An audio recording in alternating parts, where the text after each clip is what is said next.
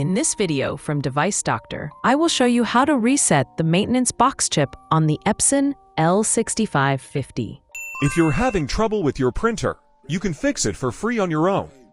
If you have any technical questions or aren't sure which printer to buy, just ask us for expert advice and free support. This is the Epson L6550. As you can see, the printer is powered on and showing a maintenance box warning on the screen. As you can see, the message "the maintenance box is nearing the end of its service life" appears on the screen. This means the maintenance box needs to be reset or replaced. Now lift the top cover of the printer so you can remove the maintenance box. This step is very simple. Just follow the video carefully.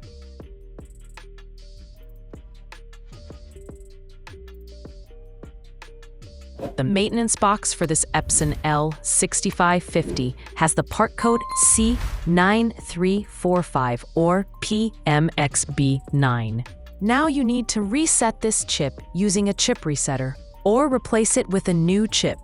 Both options are available online through stores like Amazon or Alibaba, or you can get them from local shops that sell Epson parts.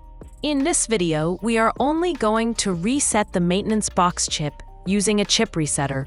We are not replacing the chip. When purchasing a chip resetter or a new chip, make sure it matches the specific code C9345. Using a different code will not work with your printer. The chip resetter is powered via Type-C or Type Galaxy connection, and you can also connect its USB directly to the printer. Now, align the 7 pins of the chip resetter correctly with the chip in the maintenance box. Proper alignment is crucial to ensure the chip resets successfully. The chip resetter is powered via Type-C or Type Galaxy connection, and you can also connect its USB directly to the printer. Now, align the 7 pins of the chip resetter correctly with the chip in the maintenance box. Proper alignment is crucial to ensure the chip resets successfully. Connect all the pins firmly by hand and hold them in place. Wait until the indicator light changes from red to green. When the light turns green, it means the maintenance box chip has been successfully reset.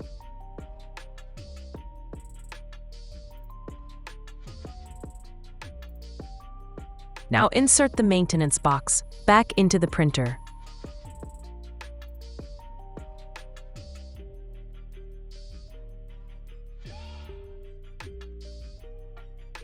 Now confirm the message to clear the maintenance box error.